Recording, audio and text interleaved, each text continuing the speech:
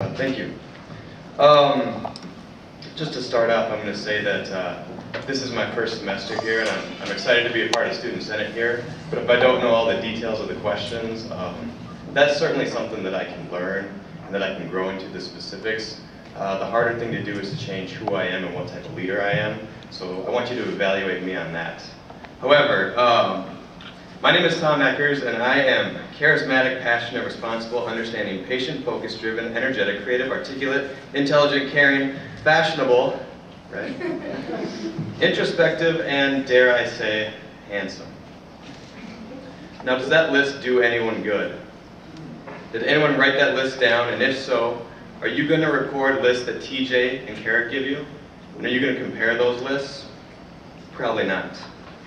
So instead of giving you lists, I'm going to give you a situation or moment that gives you a reason why I was nominated. And from that story, you can then decide what type of list of adjectives represent me. And the story is in 2005. My friend Peter and I were getting ready for spring break. I figured that's an appropriate thing for now because everyone's excited about spring break. And we were broke. We had no money, but our passion was to go to Florida on spring break. And we figured that we each needed about $600 to make it a decent trip, okay? We're gonna drive down there, we're gonna find some motel just off the beach. It's gonna be a decent spring break trip, but it's gonna be a story. But we don't have the money.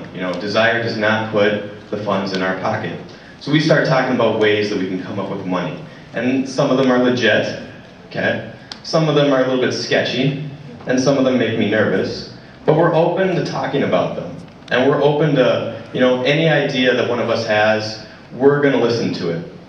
So we're at Sally's on the U of M campus, and we're trying to think of, new ways to make money, because none of the ideas that we have made any sense. And like an omen, we both turned to the wall.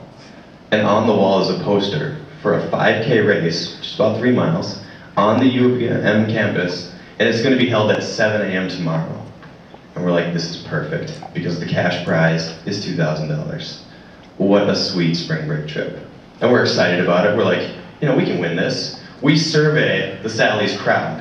And we look at them and we're like, there is nobody here that we can't outrun. And we assume that Sally's is a proportional representation of the people that go to the U of M.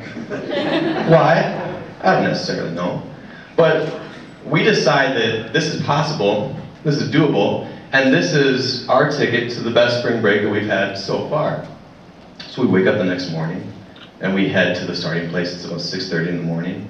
And unfortunately, Sally's was not a good representation of all the people at the U of M. The people that showed up were people who looked like they'd been genetically engineered to outrun deer. I mean, like legs up to my nose, short shorts, and they are just like pumped and excited solely about running. But Peter and I were still enthusiastic. We were like, we can still win. We've got the passion. These people are running for $2,000. We're running for spring break, for a story that's going to stay with us for the rest of our, oh man, I've only got 30 seconds left. I'll finish this story later. I'll get as far as I can in it. The gun goes off and we start sprinting with all we can, and as fast as I am sprinting, these people are taken away from me. I mean, they're running away from me like we're standing still. We have no chance. There's a biker that's leading the race because the race wasn't marked or anything, and they're passing the biker. The biker's like yelling up to him, go left, because they have no idea where they're going. I have to stop. Remind me of where I was.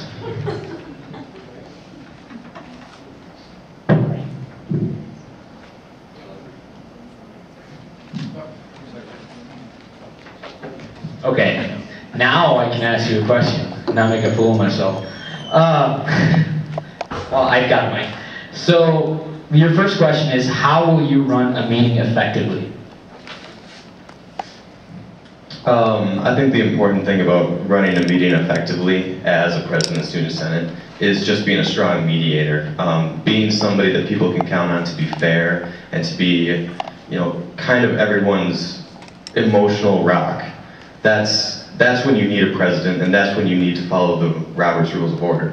When everybody's getting along, when everyone's having a good time, you don't really need Robert's Rules of Order. You don't necessarily need a president, because there's no reason to facilitate any discussion or keep control. It's when everybody starts to be against each other and personal issues start to be blinded by the actual people that are presenting them. You become too involved with what's happening, and someone has to step back and say, this is the issue, and this is the person. The person isn't at fault. Let's focus on the issue, and let's find a way to work through the issue together. And that's what I'm very good at doing, kind of standing outside of issues. Sweet. All right, your second question is, how will you ensure transparency in the student government? Transparency comes with honesty and integrity. If somebody says they're being transparent, but you find out that they're not telling you the truth, or they're not telling you the whole truth, and they feel like they're protecting you, but they're really hiding facts from you or changing small details in the story, then transparency becomes questionable.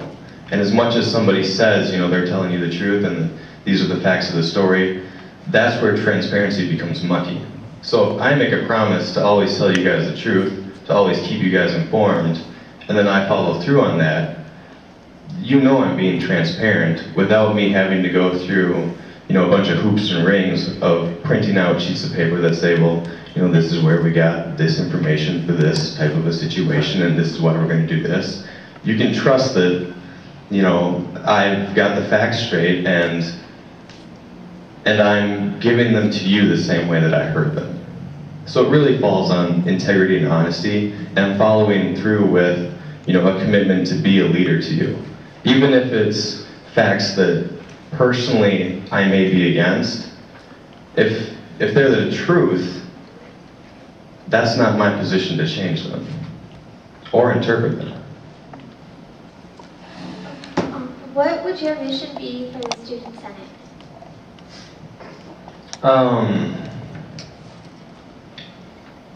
There's been a lot of things that the Student Senate has done really well this past year. And I'm excited to be a part of it. I was going to say part of this for my closing statement, but I'll get into it a little bit now. Over the past couple of years, generally the president meets with the Senate president. The Senate president meets with the campus president. Usually that's something that's done monthly. This past year, that's only happened once in January, and then I believe this semester before it was maybe once or twice. So you're looking at less than 5 times the Senate president and the campus president have met. And I think that's an opportunity for communication that should be utilized. That's something that should be taken advantage of. There's also another statistic that I'll talk a little bit more about later. Last year, academic year 2008-2009, there was 5 complaints by senators. And senators are the ones who generally bring forward the complaints. And their complaints either harassment or discrimination. But 2008-2009, there was 5. I don't know the details of them because I'm not privileged enough to have that kind of information, nor do I need it. The point is that there was 5. This past academic year, that number has gone up more than 3 times. And that's disappointing. I think we have an opportunity to work together, and we can bring that number down. I think there has been some clout between the people and the issues, and that line has been blurred enough where people are like, well, let's just write another form to the judicial affairs about how this has been